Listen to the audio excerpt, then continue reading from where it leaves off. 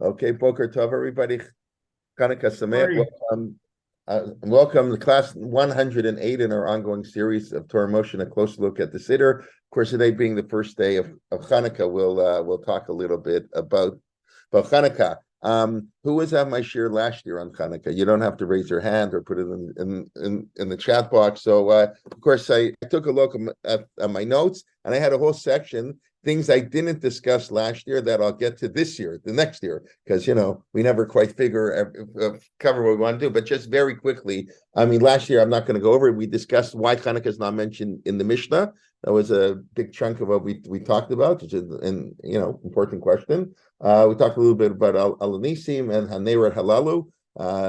Pursuing Nisi, we publicized the miracle. Really, that's how Rav Soloveitchik understood Haneirat Halalu, that we have to make an announcement about what we're doing. And we talked about our shamash, and we mentioned at the end that one of the things that if you look in Danish Berber's book on Chanukah and Minhagim, his wonderful series on the history of Minhagim and development of Minhagim. So he has one entire volume 5 of 8, is dedicated to Chanukah, and he himself had done a lot of work in art, and he has a lot of pictures of Chanukiot with 10 holders, 10 places to put candles or oil, because you have 8 for Chanukah, and there are 2 purposes of our shamash. One is to give light, because you're not allowed to use the light of the menorah, and 2 is to light the other candles. So we use the same one for both, but you sort of had 2 ideas and 2 shamashim. Okay, that's something interesting. I don't know if anybody has a Chanukiah with 10. I don't know what's the word, 10 holders to put them in. Okay, if you do, that's kind of interesting. All right. So what I just want to start with one comment. I don't know if I mentioned it last year. By Rav Soloveitchik, which I think is unfortunately very appropriate in our time. Rav Soloveitchik used to come to Toronto, a couple times a year, because his daughter lived here. His son-in-law, Rabbi Marcus, was a rabbi in Toronto. That's about a 40-minute walk from my house. So I used to, when Maran would come and give like a shir b'shemit kamar, I'd walk over. So I remember he spoke once, I guess it must have been around Chanukah time. So he spoke about Al-Nisim, and he was talking about, Rabbi Biyad Matim, the few defeated the many. That's a great miracle. But why is it a great miracle to say, Tameim Biyad Toharim, that the pure defeated the impure, or Zaydim Biyad Oskei Toratecha, or people, whatever, pagans, and were defeated by those who keep Torah. That's very nice, but it has nothing to do with the war. The miracle of the war is that a few defeated the many. Some ragtag, army defeated the Greeks and rededicated the temple. Why do we mention how righteous they were? Anybody want to have any ideas what that might be? So even if I did talk about it last year, it doesn't really matter. Okay. What about it was also a moral war? I mean, it was a culture war. Right. Okay. So that's an interesting approach. That there was just a moral war. So we want to mention the good guys won. The good guys won. Okay, that's an interesting answer. And I hear that. That's not the answer he gave, but it was a military victory and a spiritual victory, which is, of course, true. Chanukah is a spiritual holiday, which we'll maybe touch upon later. Any other ideas? So the answer he gave, which is, of course, unfortunately very apropos nowadays, is that there's a difference between, it's sort of what you're saying, but he developed it. There's a difference between a moral army and an immoral army. That the Israeli army, the Maccabee army fights, we don't do things. We don't set up our artillery in the middle of civilian, in the middle of the city, and we don't bomb and we don't kill civilians because we want to. It's whatever that we fight with one hand behind their back. There are things a moral army will do, even at the risk to its own soldiers. They won't do it because it's morally incorrect. And unfortunately, our enemies won't do. So it is actually part of the military victory. When Tameh and a Tahor fight, the ground rules are very different. The rules we use and the rules that terrorists use are unfortunately not in the same league. And that's part of the miracle. I thought that was a very insightful comment back when I heard it many, many years ago. And of course, unfortunately, we're seeing it play out today, but we should hope, listen, Chanukah, we should hope we have today. And that, of course, gets into a very interesting, obviously, all Jewish holidays have the historical aspect, but they all have our present day aspect. In every generation, we have to see ourselves as if we left Egypt. Everything in the Torah is current events. All our holidays are current events. Yeah, they have historical basis, but we're not really celebrating. Do you really care that a bunch of slaves left Egypt 3,500 years ago? I don't really care. I don't mean to sound callous, but that's not the point. The point is us. What do we learn? That we have to treat the stranger very nicely. It's the messages we learn. So there's always a modern component to everything. That's why, I don't know, it's probably not why, but it adds to the idea. Jews have never been big into history. It's only in the modern era. In the yeshiva world, they don't study Jewish history. We're sort of ahistoric, maybe for a different reason. But the idea is that it's not the historical event that's so important. It's the message of the historical event. It's a normal history. You have to learn the lesson of history. I don't think I'm saying anything. I think any historian would agree with that. But anyways, it's very interesting. The second bracha that we say, She'asa nisim avoteinu bayamim hahem. Next, what's the next word? Azman hazeh. Any other versions for the next word? Bayamim hahem ubazman hazeh. I don't know if anybody says that. That's version. I don't think it's so common. Ted say they like many things. There were many versions, and then especially in our era, ArtScroll puts it in the Siddur. That's the end of the whole. You can't fight. Whatever ArtScroll says, that ends our whole discussion. So bayamim hahem bazman hazeh, but there is a version bayamim hahem ubazman hazeh. So who cares? An extra letter. It's a totally different bracha. You understand, right? What's the difference if you say She'asa nisim lavotenu bayamim hahem bazman hazeh or ubazman hazeh? So the first one, which we commonly say, when I was saying Al Nisim this morning, I actually said, you know what, I'm going to add in the Vav. When I said the bracha last night, I didn't put in the Vav. I just, I decided to add in the Vav. I don't know. What's the difference? Bayamim hahem bazman hazeh means God did miracles then, in those days, at this time, in the winter. This is the time of the year the miracle happened. Now, why is that important? Maybe we can talk about but it's talking about the same thing. The miracle in the year 168 to 165, whatever, BCE.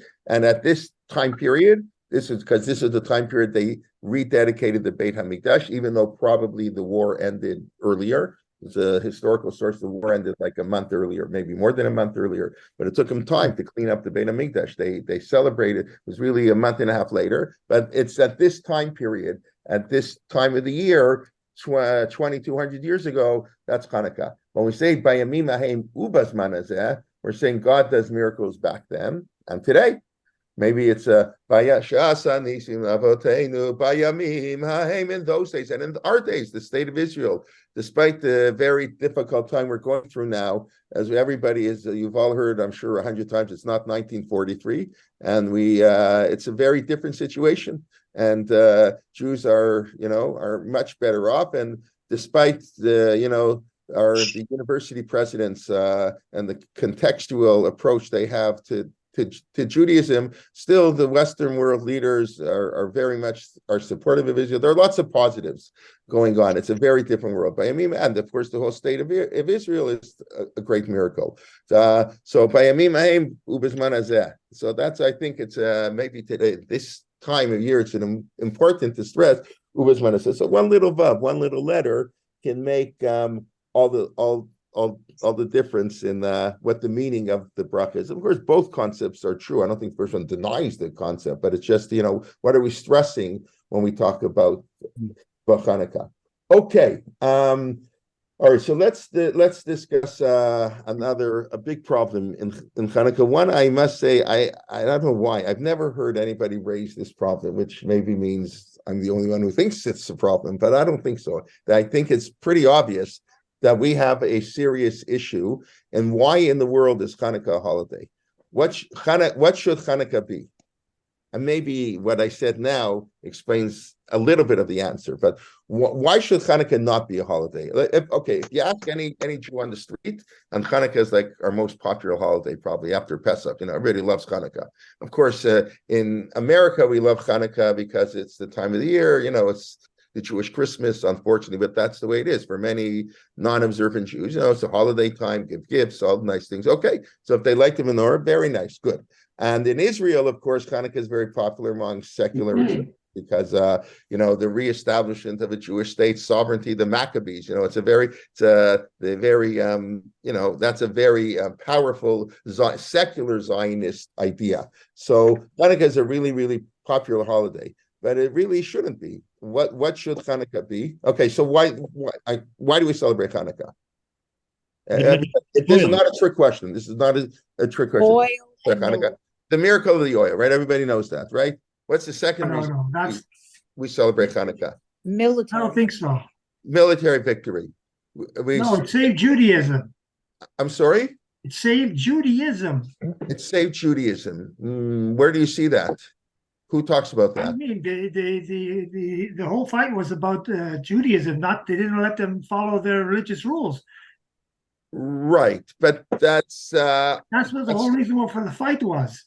It wasn't about sovereignty, it was mostly about saving Judaism. Okay, so let's take a look at the Rambam for a minute. Let's take a look what the Rambam says, what Chanukah is all about. Let me just share my screen here.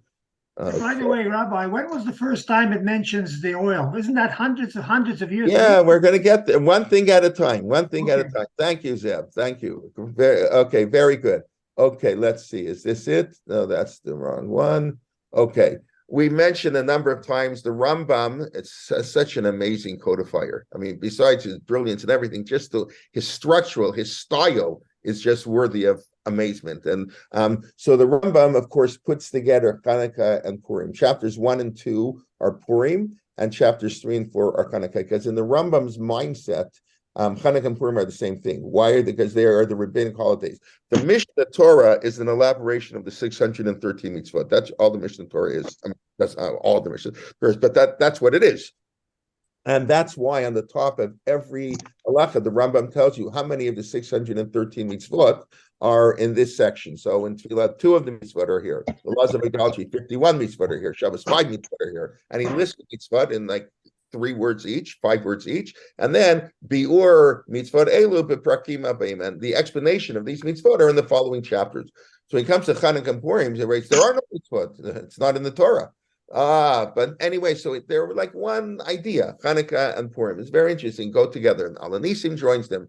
Anyways, the Rambam gives here a little bit of history. Yisrael. Like Zeb says, and they didn't let us practice Judaism, and they raped our woman. Sounds familiar. Pashtuyam, they took our money, they raped our daughters, and they destroyed, they messed up our temple, and it was very bad. Saralem Yisrael, it was big pain for the Jewish people. And then God had mercy on us, and we won. Gavru b'nei Chashmon Gdolim v'Argum V'Oshem Yisum Eidam. And they appointed the Kohen king. So the Rambam emphasizes that Jewish sovereignty returned to the Jewish people for more than 200 years. This is an amazing Rambam. In many levels, we'll come back to it. But the Rambam is clearly celebrating Jewish sovereignty. That's what he writes. The Chazra Malchut Yisrael Yeter al 200 Shana ad HaKorban Hasheni, and the kingdom returned to the Jewish people. The Jewish people were sovereign in their land for more than 200 years, from 165 BCE till the year 70. 235 years they were sovereign in that, and that's why we celebrated. Okay, and when this happened, it was the 25th of Kislev. Then he mentions the oil. Okay, they only have one thing, but the Rambam, the oil is secondary to the victory of the war. Now, it's true, maybe the cause of the war was what the Greeks were doing to us. But it's interesting what you say, Zeb. But so back to my question, why should Chanukah not be a holiday anymore? Well, for 2 reasons. For thousands of years we lost our sovereignty. I'm sorry? For thousands of years we didn't have our sovereignty. There you go. In the year 70, Chanukah should have become Tisha B'Av. It's that simple. We don't have Jewish sovereignty. We for sure don't have a menorah. We don't have a temple. We don't have anything. Yay! The menorah in the temple lit for 8 days. We're so excited. I mean, why that? Like, who cares about that, anyways? That's such a minor point in the running of the temple service. The menorah really, it was lit 365 days a year. But it was very insignificant. I mean, very insignificant. It was very, very private. Why would I say it was very, very private? How many people saw the lighting of the menorah on a daily basis? Anybody want to guess? None. The Kohen Gadol did it. I don't know. I don't know if it's necessarily the Kohen Gadol, but it was lit in the Heichal, which is a place where only Kohanim could enter. No Jew, no non-Kohen, no Zar, as we call them, no Yisrael could see the lighting of the menorah. It's very funny because our whole notion of lighting the menorah is to publicize it. Lubavitch, you go, it's all over the place, and then we're supposed to light outside by the window, and yet the menorah in the Beit HaMikdash was a very private matter. So that's very interesting. So when I think of the Beit HaMikdash, I don't think of the menorah necessarily. I think of Korbanot. I think of the place where Jews came 3 times a year, Pesach. I think of all kinds of things. So it's very interesting. But be that as it may, and we'll come back to this, I hope. There should not, in the year 70, Chanukah should have become a fast day. It's like I say, I don't know, if America would cease to exist, July 4th would not be a holiday. And the proof is in the pudding. The rabbis were clearly aware of this issue because what's the original source of Megillat Tanit? And this is the only place the oil is mentioned. What? In all the other sources, the oil is not mentioned. But what's the original source of the source that the Gemara quotes is Megillat Tanit, right? The source of the. I don't hear you. What? Sorry? Okay, the sort that is Megillat Tanit. What's Megillat Tanit? Has anybody ever read Megillat Tanit? I don't know how available. I don't think it's like on the bestsellers.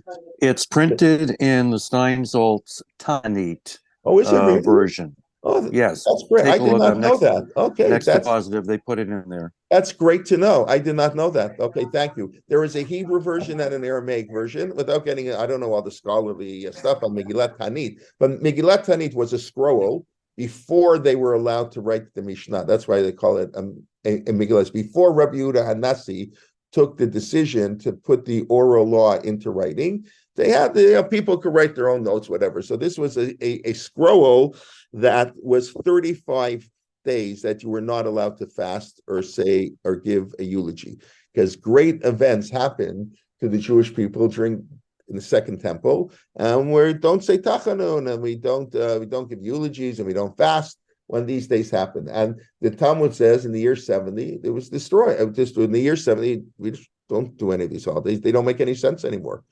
We don't have it. We're not going to observe any of these dates. You don't even know when they are. There's 33 other holidays during the year that we don't observe anymore. Rabbi Jay? Yeah? Just to ask a quick question, do we know how they lit the menorah?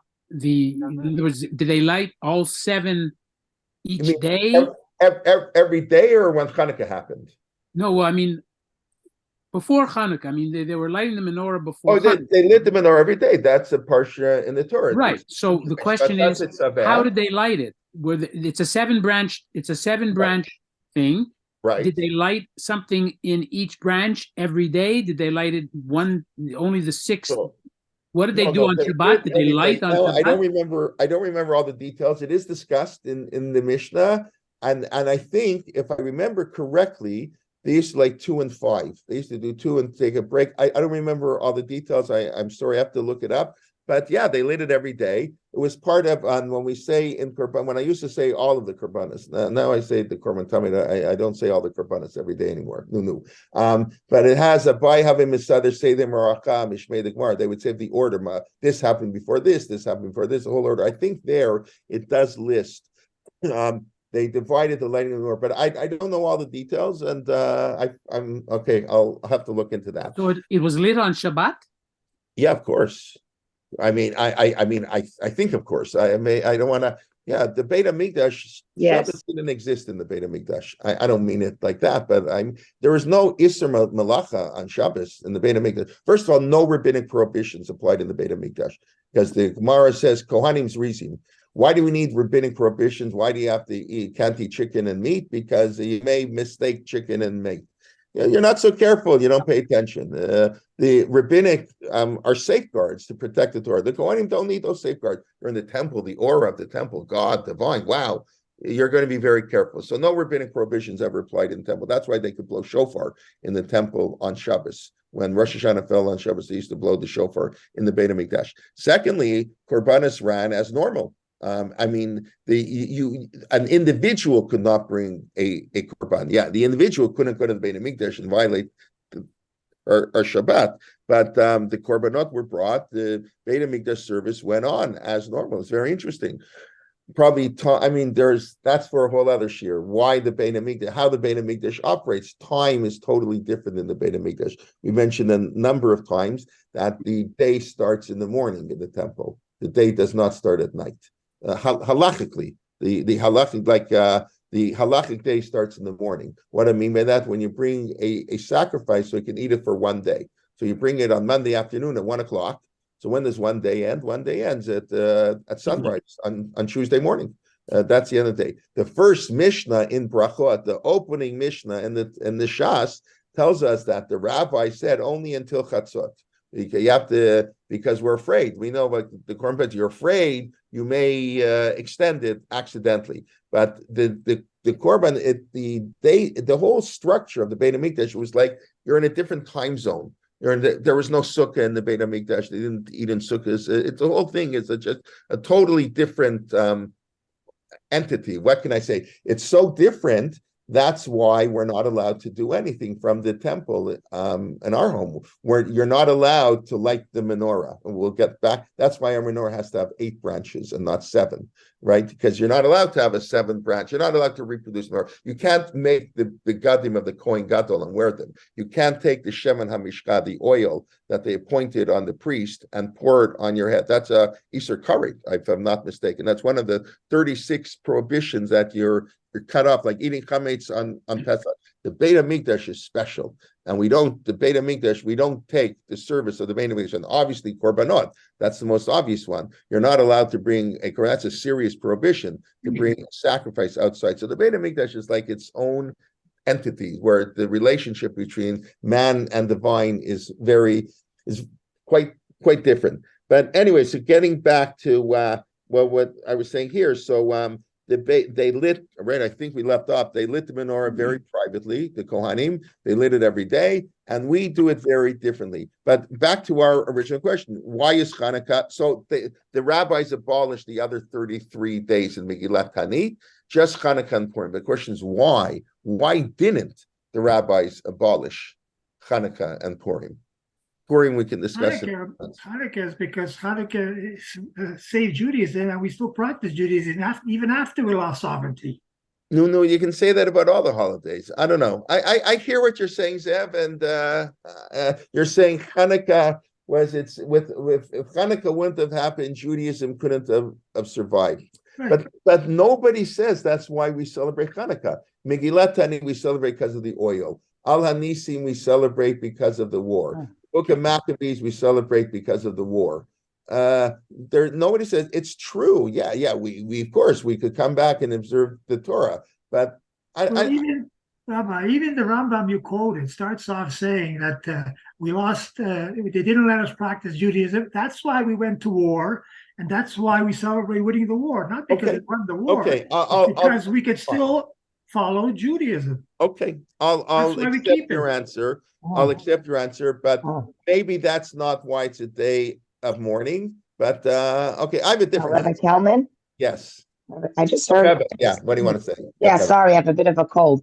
I heard Rabbi Tarragon. I'm sorry? Can you hear me? Can you hear me? Yeah. Yeah, okay.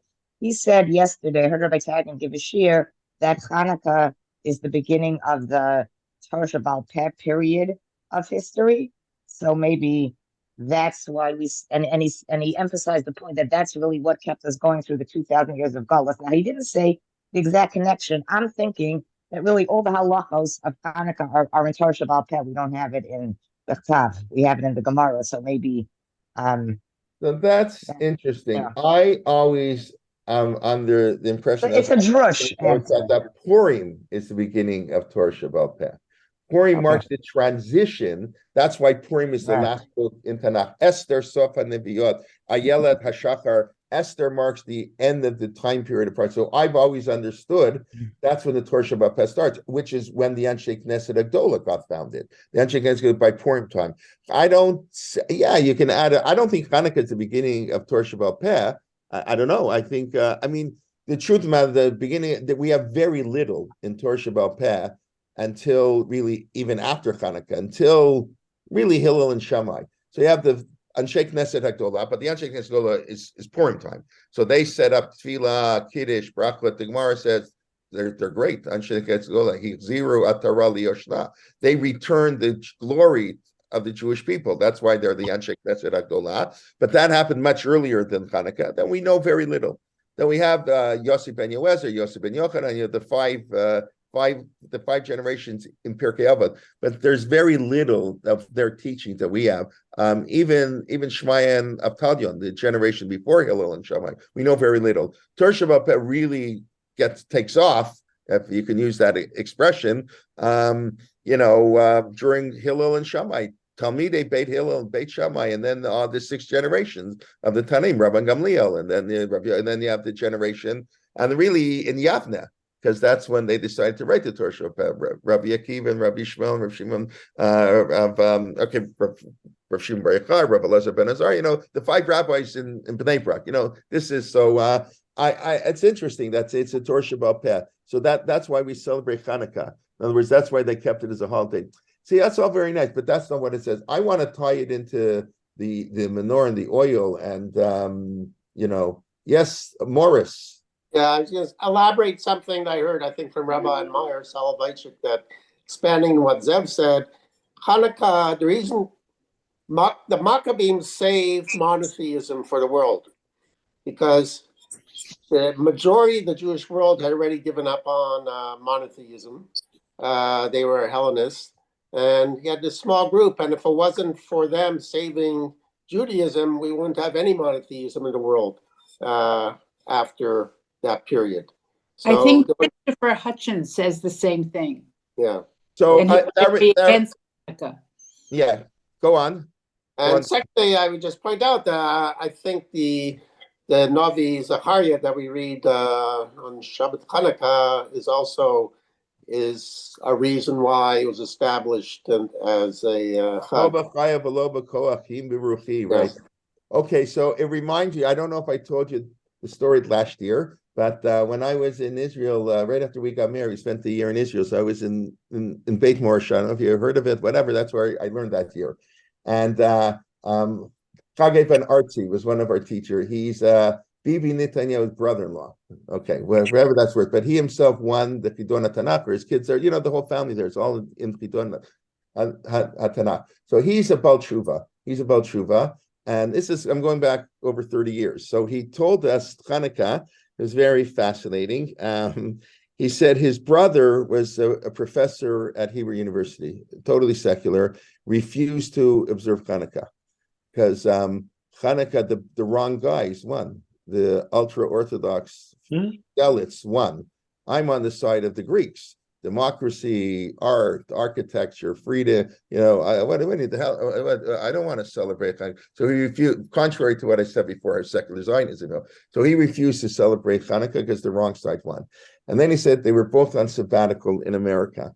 Ronald Reagan is the president, and Ronald Reagan has a press conference, and behind him, of course, is a Christmas tree and a Hanukkah menorah. And Ronald Reagan comes on, he says, "Happy holidays, and we want to wish all our Jewish, whatever, happy Hanukkah." And Hanukkah discusses how the few fight the many, and we stand up for our rights and religious freedom and all these beautiful liberal values. And that's when his brother started to observe Chanukah. Once the Goyim, if Ronald Reagan puskin that you should observe Chanukah because it's religious freedom, then I can light the Chanukah candles too. So it's you're right, it has a universal message, as does Pesach. I know think Jonathan Sachs talks about the lot. Pesach, the freedom, these ideas resonate. Listen, Jews influence the whole world. Where do you think Christmas comes from? Christmas is, I taught this yesterday in chat. It's so obvious that Christmas is we celebrate Hanukkah. I'm Jews look at Hanukkah as a Jewish Christmas. Christmas is a Christian like Hanukkah.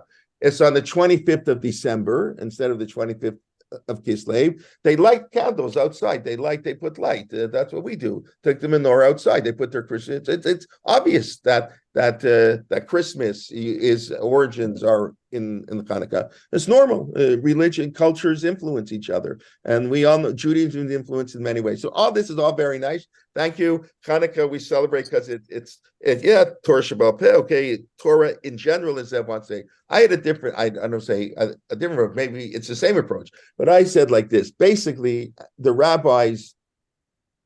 Well, the way I understand it, Hanukkah shouldn't be a holiday. And we're not celebrating what happened Hanukkah because it was lost. The basic idea, the oil in the menorah, we don't have a menorah, we don't have a temple, and we don't have any sovereignty for 2,000 years. But the rabbis understood that we have to give the Jewish people hope. Light is always a symbol of hope. And the rabbis understood that, yes, Hanukkah, really we should mourn that once was and what we've lost. But we have to also give hope to the Jewish people that we will return to the land. And the little flicker, we're going into the exile, darkness, we're going to take the Hanukkah candle with us. And then the rabbis did something ingenious, not because I explained before how we can't copy exactly what goes on in the temple, but the rabbis basically said that our home is the new temple.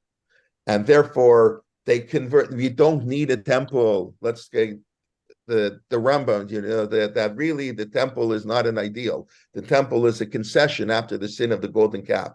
Okay, I don't have to relate it to that, but if you take that approach, it makes even more sense. The rabbi said, no, forget the temple. You don't need God. You don't need a temple. You can worship God in your home. So you're going to put salt on your bread because they put salt on the sacrifices. You're going to wash your hands before you eat because they used to wash your hand. And you're going to light a menorah. Now, we can't have it 8, like for 7. So they made it 8. That's one of the answers to the Beit Yosef's famous question: why is Chanukah 8 days and not 7? The miracle of the Yov was only 7 days. So this could be one possible answer. So they basically transformed our house into the menorah, and therefore, Zev, you want to know when's the early source? I argue, if I can say that, probably until the year 70. You know where they lit the menorah? One place only, the Beit HaMikdash. The lighting of the menorah in our home probably only started in the year 70. That the rabbis, it's what's the menorah? You're not allowed. The menorah is some private little thing in the Beit HaMikdash. You do. Well, you don't like the menorah in your house. When the temple was destroyed, the rabbi said, okay, how are we going to preserve Judaism? How are we going to preserve Judaism? So we're going to give them a little light. We're going to say, we've got our own temple. Imagine 2,000 years, we'll rebuild the temple again. But they therefore said, you're going to light the power of light. And if you look carefully, I'll show you in the Gemara. The Gemara in Shabbos, the classic Gemara on Chanukah, when it tells the story about my Chanukah. That's very interesting. Here it goes, my Chanukah. So who wants to translate? What does my Chanukah mean? Somebody. What does my Chanukah mean? Somebody? What is Chanukah? Right. So that's how everybody translates, of course, except Rashi. Rashi doesn't translate. Why Rashi, do we have the Chanukah? Why do we celebrate Chanukah? Not what happened. How do we celebrate it? And it tells the whole story, the oil, and so why? It's not why we celebrate. It's the Eza means how do they say we should celebrate it? If I can move the screen that you probably don't see, and if I go to commentaries, I'll just show you Rashi. Rashi says, what is Chanukah? For what miracle did they establish in the Hebrew? Al Eza Nes Kava'u. Not what is it, but why do we celebrate it? Now notice, how do we celebrate it? B'Halel B'Hoda'ah. So what's Halel B'Hoda'ah? Rashi says, Lo Sha'asurim B'Melacha.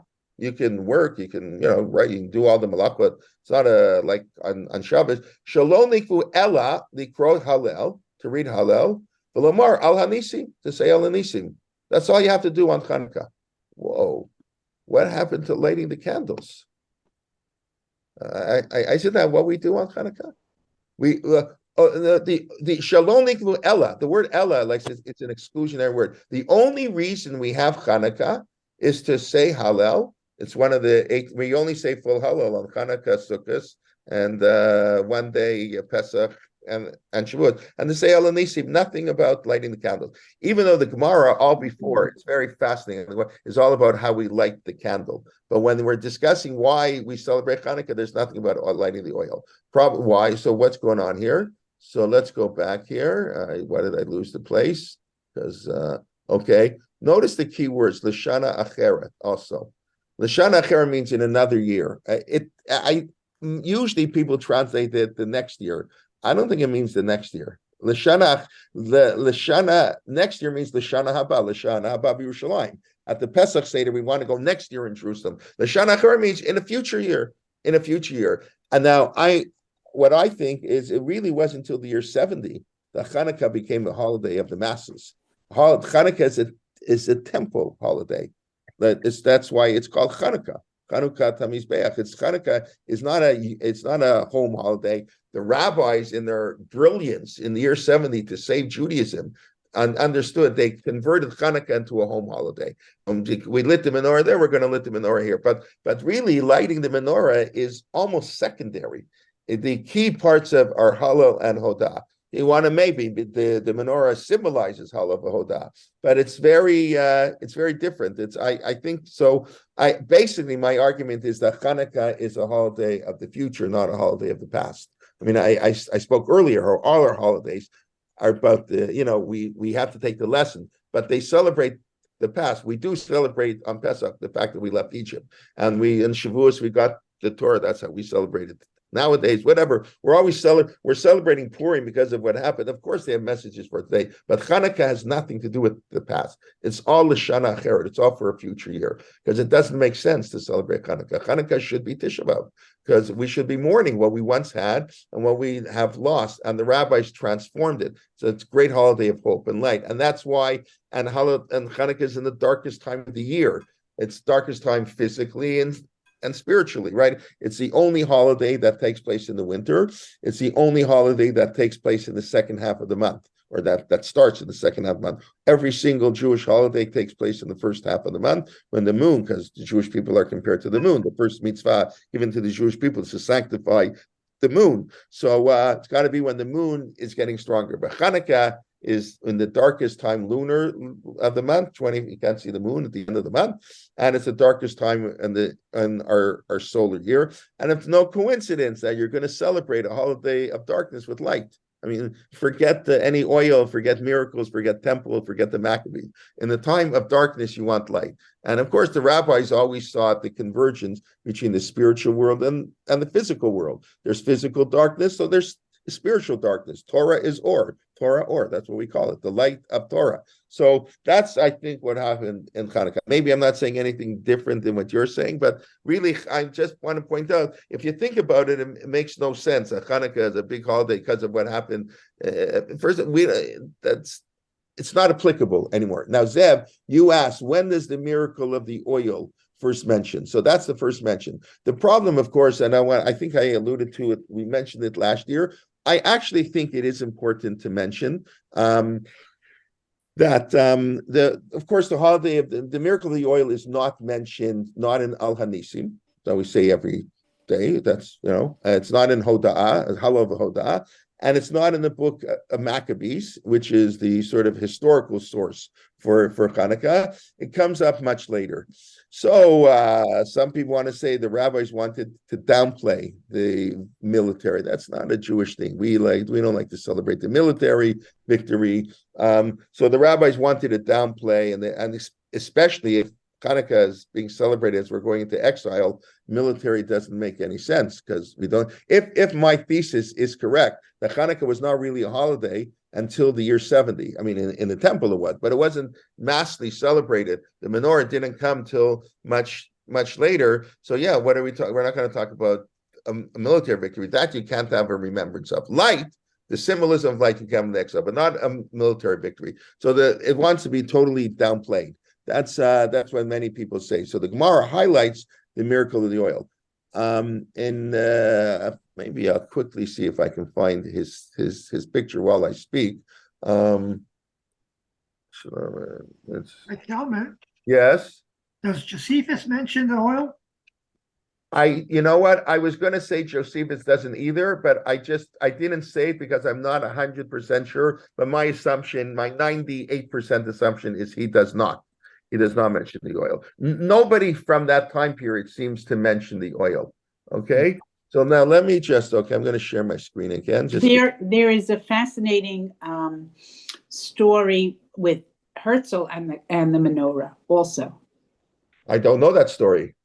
But I imagine Herzl. Okay, you can tell me what you can tell me now or afterwards. So let me just share my screen. But okay, you see this picture, Chaim Selik Shlonominsky. Everybody see this picture? Yes.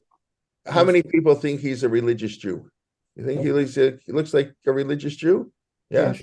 Okay, he looks religious, Okay, that's like he was a Hebrew publisher, was a mathematician. Okay, he was among the first to write books in science. But anyways, he's born. He's a big Talmud Chacham and then had a traditional Jewish upbringing. So sometime towards the end of the 19th century, he wrote an article that says that the miracle of the oil never happened. It wasn't so popular, the people don't like to hear that. But he said that the rabbis, I don't say invented it, not in a bad way, in the way I was explaining, but it was a way to, we listen, the Rambam says these things all the time. What we tell the masses is not the real truth. Only the elite can know the real truth. I mean, it's a whole broader field, but the rabbis wanted to talk about oil, so they made up a story like I don't know, Lahabdil, what's his name? Who made up the story of the golem? Mordecai grandfather. What's his name? He was a rabbi in Rosenblatt. Rosenblatt. No, not Rosenbaum. You're in yeah, it's something Rosen. Oh my God, I can't forget. I can't believe I forget his name. He translated the Zohar. Mordecai's grandfather, right? I'm sorry, yeah, it was Mordecai Richter's grandfather. And as Shner Lyman said in his talk, Mordecai Richter was not the first in his family to write fiction. So his grandfather was a very frum person. He invented the golem. What he didn't even know it. He invented it as children's stories. He was a great author, so he wrote children's books. So all children, Dr. Seuss. So instead of Dr. Seuss, before Dr. Seuss, The Cat and the Cat, he wrote about the Maharal. So he did beautiful Jewish stories about this great guy, the Maharal, and the golem. He made it up. He had no idea that anybody would ever actually think it's real, and there's all the evidence. So like people, we know that when we tell stories, there's a difference in stories, historic facts, and that's what he claimed, that it didn't happen. So you can imagine it wasn't so, like I say, so popular. The truth of the matter is, if you think about it, and so first of all, I think it's important to say that only that people who don't believe in the miracle shouldn't feel that they're outside of the pale. Like, let's say we live in a rational, I mean, some Jews are very rationalistic. The Rambam, so what do you mean miracles? The Rambam didn't like miracles. The Rambam says Yaakov and the man didn't fight last week. That was a dream. The three angels didn't come to him. It was a dream. We don't, and the sea split, there was a tidal wave at the right moment, right? So we know that there were no miracles in the Second Temple period. That's the difference between the first and the Second Temple. We don't have the Urim V'Tumim anymore. We don't have prophets anymore. So it's actually very logical to say that miracles stopped at the end of the First Temple period. That there were no overt. That's what I mean. It's all the stages. We don't have. So it actually makes. I know it's so crazy to say. People are so trained. So maybe it's dangerous also. You have to be, but I think on the other hand, I think it's important to know that the one who says this is not a heretic. It's not in the 13 principles of the Rambam that you have to believe the story of Chanukah happened as the Megillah Tanit. And it's, there is certain, like, why does nobody else mention the oil until much later? Anyways, be that as it may. But obviously, it's the power of light. And of course, you can interpret miracle not in a supernatural. It was miraculous. Like they thought it was one day, but they lit very little wicks. There are ways you can interpret miracle, not in like this, like wow, like whatever. But of course, that's the way we teach Chanukah, whatever it is. But light is the symbol of Chanukah, and light is the power of Chanukah. But it was established by the rabbis to give us hope, not for the past, because it doesn't make any sense. And that's why we celebrate the menorah. We don't celebrate the dedication of the Beit HaMikdash.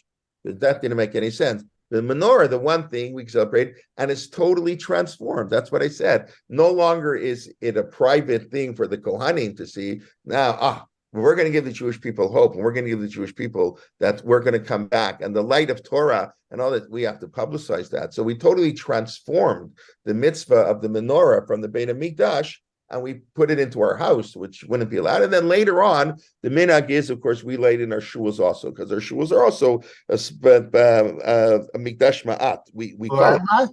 So why? Rabbi, Yes. I remember learning one that there was a couple 100 years between when Hanukkah happened and and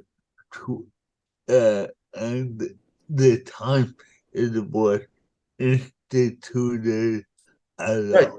That's exactly what I'm saying. When the Rar says Lishana Acher, it means that Hanukkah wasn't the holiday right away. Now, part of it could also be, we know historians never like to study something that happened 15 years ago. You need a historical perspective. And often you don't, how are we going to celebrate? You need time to develop. Yom Ha'atzmaut. We sort of are developed. We don't know exactly how to celebrate. I mean, some people this way, that do we say Kabbalah Shabbos, like the Israeli, there are all kinds of different ways. It's too close. It's 70 years, 75 years is a blip in history. So we need time. It took time. And we know there were holidays that were celebrated. That's what Megillat Tanit, and they stopped being holiday. And if you read Purim, we're talking about Chanukah and Purim, right? The Gemara is very clear. The rabbis had no interest in making Purim a holiday. Kitvuni lidorot. Esther wrote to the sages, and the sages said, "You're out of your mind. We need another story. Another Amalek. We know about Amalek already. We don't want to antagonize all the goyim again. Want to make another holiday? That's one reason, by the way, that some say that Chanukah isn't mentioned in the Mishnah. A revolt against the Roman, the Greek. Oh, you're kidding? The Romans are going to get very upset. Rabbi Yehuda Anasi has a good relationship. No, that's what some actually say. We don't want to mention it. It's that's not a good thing to put in the Mishnah. But whatever the case may be. So that's very, what was I just saying? Great. What was I just saying a second ago before I went off topic about if he's hold on a second. Purim.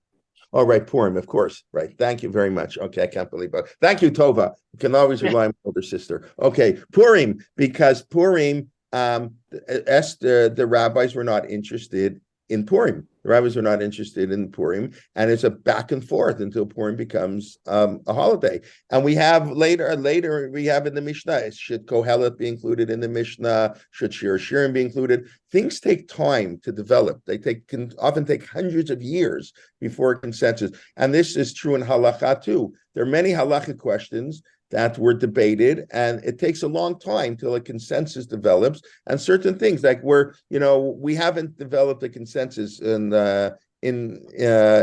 on surrogate motherhood. Who is the mother? The egg mother, the gestational mother, both mothers, neither are the mother. In 50 years from now, we'll probably have a consensus in halakha.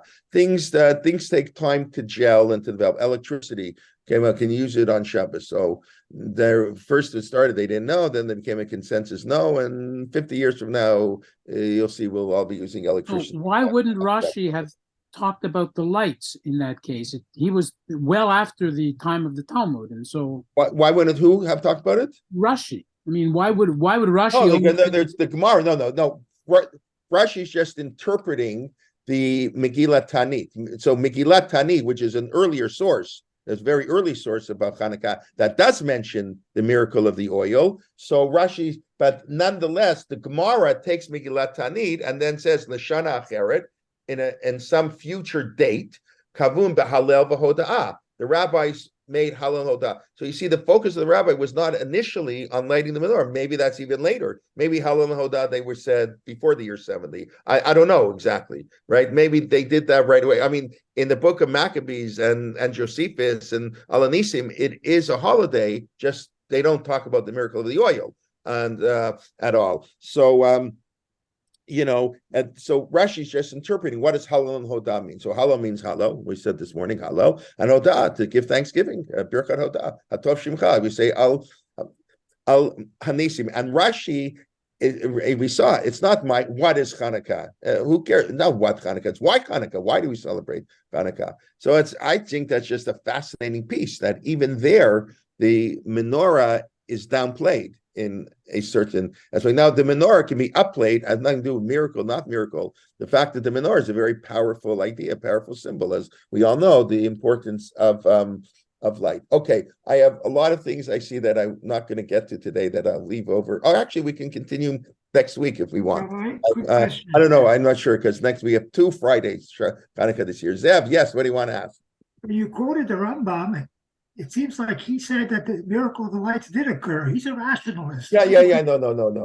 Yeah. Okay, so I understand. No, this view of Chaim Shlomominsky is a minority view. I don't want you to get. I'm not saying that the miracle. I'm not saying that, but I'm saying he's not like out in left. He's not like some nutcase. First of all, he's a very frum Jew. He's a major Talmud Chacham, and secondly, there is a reason to think that the miracle of the oil, it's logical, and the reason is very good. The rabbis want it. We do this all the time. We tell the Hamonam, rabbis give speeches, they want to bring comfort. So they tell people miracle. They may not even mean it. The rabbis themselves may not meant it literally. So I understand that's not the way the Jewish world has accepted what Hanukkah is. But I guess this resonates with me a little bit. Because I teach, as you know, I teach in Chad, and 90% of the kids are not Shomer Shabbos. There are various levels of observance, and I know some of the kids get out. It's a miracle. It's too babyish. I hate to say it. I don't know how to phrase it. But when you're dealing with kids who are cynical and kids who aren't religious, don't have religious upbringing, you tell them it's a miracle, but they may not believe it. So I wanted them to know that it's not the end of the world. You can still celebrate Hanukkah. It's okay. Sometimes the rabbis say things that are not meant literally. That's all. I'm not saying it's the right approach and the wrong approach. I just and even what I'm saying is now I don't want to say you're lying to say something, but you're saying there are Judaism is a very broad tent. It's I hope from me all the time. It's a much broader tent than people present it today. I mean, you look at all the views and radical views we've had from great people over the years. So this is not the most radical view there is, in Judaism, but it gives an entry point for someone who might have difficulty in the rationalist modern society, scientific world that we live, where science is so important that, come on, give me a break. Like, I don't go for that stuff. And then they reject the whole system. So that's why, perhaps, to me, I quote it. I hope people understand that you can agree or disagree with me. I'd be interesting to hear your comments about this, right? I imagine if you got up in shul on Shabbos morning in the middle of the rabbi's speech and you said, I just want everybody to know that there's, this person to have, I imagine your rabbi wouldn't be so happy for good reason. Yes. Morris, what do you want to say? It's obvious from the Gemara Shabbos, I think, that this was a holiday hundreds of thousands of years before the Maccabean, like the solstice, celebrating a holiday. Yeah. So that, I don't know if I did that Gemara last year. I don't think so. That's a Gemara in Avodah Zarah. And I was going to say that, it's not atypical for the Rabbanim to take what was a pagan custom and make it into a Jewish custom. So very, very quickly, since you brought it up, are people here familiar with the Gemara in Avodah Zarah that Morris is referring to? That the origins of Chanukah have nothing to do with Chanukah. They have to do with light and darkness. So let me just quickly show you. Very quickly. Let me just find it. So let me go here. I can go to, oh boy, I hate when this happens. I got all these things that come up on my screen. Okay. Okay, let me just go. Avodah Zarah 8a.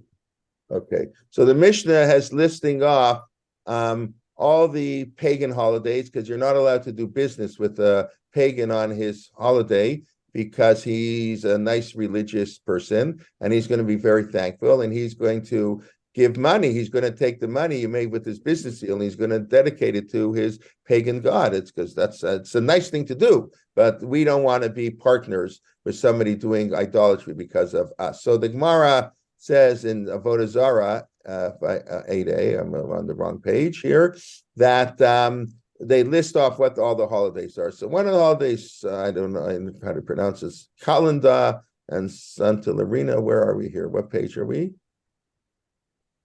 Just let me put 8a. Here we go. Okay. So Elohim Edeim Shokoim. These are the holidays. Kalenda v'Satruna. I'm not pronouncing Satanura, right? So the Talmud says, what are these holidays? So the Gemara has a fascinating story. We'll just do it in English. Our sages taught when Adam Harishon saw the day was getting smaller. He's born in September. The days are getting shorter, 30 minutes a week in September, 15 minutes in the morning, 15 minutes in the night. And with no electricity, he's noticing that there is darkness in the world. He said, this is it. God said, if I eat from the tree, I'm going to die. Remember, creation is about light. The first thing of creation is Vayhi Or. It's also tied to the Chanukah Or, light. Right, so Adam Harishon said, I sin, the world's becoming dark. It's going to be tohu vavohu. That's it. So he fasted for 8 days. That's what the Gemara says. An amazing story. I can't believe it's literal. And then the December 21st hit, the winter solstice. Days are getting longer. Beautiful. He saw days are getting longer. He says, olam keminhag noheg, minhago shel olam.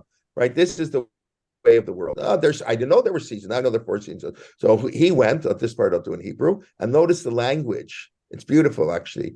Hu alach bas asashmoni yamim tovim. So he made an 8-day festival. He was so thankful. Give gratitude to God. Where's not coming down? L'shana acheret. Remember that expression? L'shana acheret. That's the same language in Chanukah. Beautiful. It's amazing. It's not a coincidence. I cannot believe it's a coincidence. Asal le'elu ve'elu yamim. We and they. The Jews and the pagans made it into holidays. Hu kavum Adam Harishon made this l'shem Shemaim, and eventually it turns into Chanukah. The Gemara doesn't say this, but the Haim and they made it for idolatry, and that's of course the 8 days of Christmas and New Year's. Obviously, if you want to put in a modern thing, so that's the. Where was that? Avodah Zarah 8a. Avodah Zarah 8a. I first heard that Gemara from Yoel Ben Nun, I think, the one time I heard him give a shir live many years ago in Israel, and I was not familiar with that Gemara. When I graduated YU, I had not heard of that Gemara.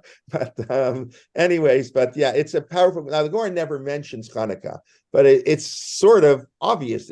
In other words, all traditions have a holiday of light and darkness. That's normal. That's what we do. But anyways, okay. There's much more to discuss. I know we can take a vote to continue next week or the Siddur. Let me know, because I want to discuss the machloket of the Rambam and the Ramban. I want to talk about Chanukah and Sukkot, Chanukah and Yosef.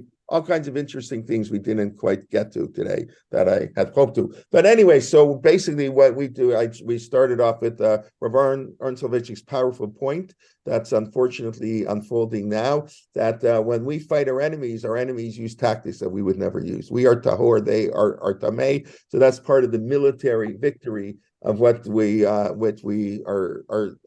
celebrating. We're fighting with one hand tied behind our back, so to speak. And then we discussed most of the year was discussing why Chanukah is still a holiday in the year 70. Got a little pushback on that. Okay, Torah was safe, whatever. But I think the main points of Chanukah, oil and the Beit HaMikdash and sovereignty, whatever you want to focus on, didn't exist in the year 70, and that's why 33 of the 35 holidays in the Megillah Tanit from the Second Temple were canceled. But the rabbis understood if we cancel out, that's the end of the Jewish people. Kind of like what Zev's saying. We need to give the Torah to stay alive. People need hope. Like after the Holocaust, when they asked for Soloveitchik, why did our generation merit the state of Israel? Reb Soloveitchik's famous answer, because we needed it.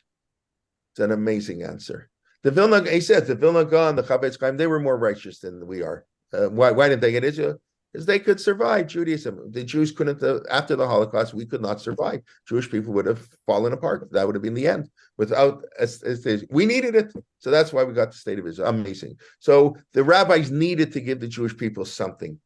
Light, hope, beautiful, sharing, all the beautiful symmetry. The Beit HaMikdash will be rebuilt. You're going to make your house into temple. That's the real temple. Don't worry about the temple in Jerusalem. The real temple is in your home, and we're going to salt the bread, and we're going to do all these beautiful things a little bit differently. We're going to do it in public. And now we're so excited, even though the menorah was lit in private, etc.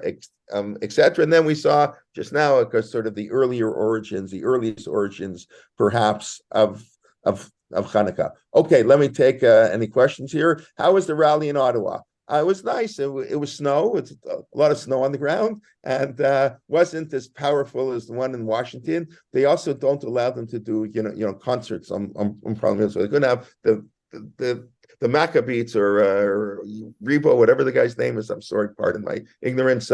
They couldn't all perform with the big fancy thing, but it was nice. They had about I don't know, 10 to 15,000 people. So, and then compared to Washington, it sounds like nothing, but okay. But anyways, okay. Cynthia Ozick once wrote that Chanukah is the Hebrew word for dedication. So in the context of Chanukah, it's the dedication of Beit HaMikdash. The word right, it's the dedication, right? A mercy, conscience, all those things. Yeah, that's what Ronald Reagan was talking about. Hanukkah celebrates liberty and personal freedom and religious rights and all those very beautiful things, which is true. I mean, it's not when Ronald Reagan said it. I didn't hear the speech. I don't know, but I remember when he told us the story. It's like it's a very beautiful, sad story. Beautiful and sad at the same time. We know that Bilam, there's a story of Bilam. It takes Bilam to know Matovu Alecha Yaakov Mishkanotek Israel. We don't recognize it ourselves. Sometimes it takes the outsider. We all know that. It's always good to get an outsider's perspective. Yeah. We spoke last week about getting an outsider's criticism, how the Imri Emes didn't join the Aguda because he said, if I join the Aguda, I won't be able to criticize the Aguda, and it's important the Aguda have people who criticize it. That's an amazing thing, right? So we need always outsiders' perspectives. Okay, maybe Chanukah marked the beginning of an era. So Pesach, at the beginning,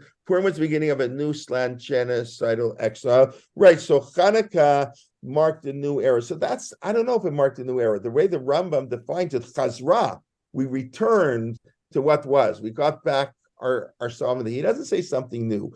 In Purim, we do discuss new. It's the beginning of Torah Shabbat. It's the end of prophecy. You don't have that discussion of Chanukah that is so much new. It's just a return that we were threatened kind of thing. I know it's interesting, although we know the threat in Chanukah was more a spiritual threat than a physical threat. But okay, a new paradigm for our survival. Yeah, Torah, light. Okay, yeah. Each one of us has a spark to protect and use in our homes at Chanukah. Yep, for sure. Okay, very good. Yeah, one light, that's what we're saying all the time. A little light dispels a lot of darkness. Yes, I agree with you. When they say the miracle of the oil, how do you define the term miracle? Does that be something totally supernatural? Like the 6-Day War is obviously a miracle. The Yom Kippur War is probably a bigger miracle, actually. But the fact that something can explain in natural ways doesn't take away from the fact that it may still be a miracle. That's a whole different thing, how we view miracles and hidden miracles and obvious miracles, etc. So you could theoretically explain that the oil miracle is not a miracle in the supernatural sense, just it can be explained naturally. Fine. And that's what some actually do. That's actually when they answer the Beit Yosef's question, why is Chanukah 8 days? It should be only 7. So some say, well, they divided the oil into 1/8. So each day had a little bit of a miracle. Maybe it lasted longer than they expected. Maybe that was the miracle. They put a little oil. Do you know exactly how long the oil is going to last when you put it in? So whatever. So there are different ways to explain it.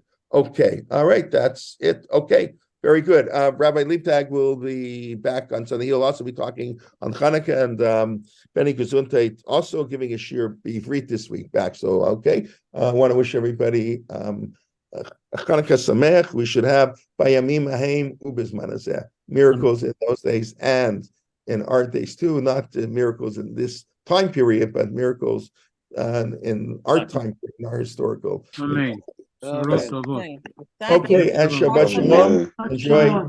Thank you, everybody. Shabbat Shalom, Chag Sameach.